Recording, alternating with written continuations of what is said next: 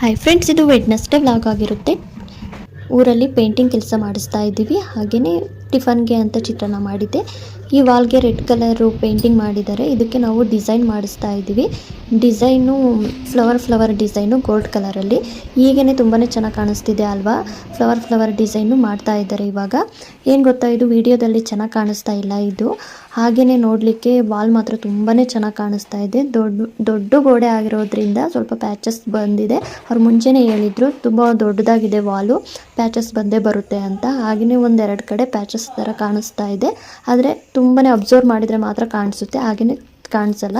ಹಾಗೆಯೇ ನಾನು ಮಧ್ಯಾಹ್ನದ ಊಟಕ್ಕೆ ಅಂತ ರಾಗಿ ಬಾಲ್ ಮಾಡ್ತಾ ಇದ್ದೀನಿ. ನೋಡಿ ಮುದ್ದೆ ಹೇಗಿದೆ, ಗುಂಡುಕ್ಕಿದೆ ಮುದ್ದೆ. ನಮ್ಮ ಕಡೆ ಹೀಗೇ ನಾವು ಮುದ್ದೆ ಮಾಡೋದು. ನಾವು ಮುದ್ದೆ ತಿರುವುದು ಕೋಲಲ್ಲಿ ತಿರುವುದು, ಸೌಟಲ್ಲಿ ತಿರುವಲ್ಲ. ಮುದ್ದೆ ಮಾತ್ರ ಬೆಣ್ಣೆ ಥರ ಚೆನ್ನಾಗಿರುತ್ತೆ ಈ ರೀತಿಯಾಗಿ ಮಾಡಿದರೆ. ಹಾಗೆಯೇ ನೀವು ಕೂಡ ಈ ರೀತಿಯಾಗಿ ಮುದ್ದೆ ಮಾಡ್ತೀರಾ ಗುಂಡುಕ್ಕೆ ಅಂದರೆ ಒಂದು ಲೈಕ್ ಮಾಡಿ.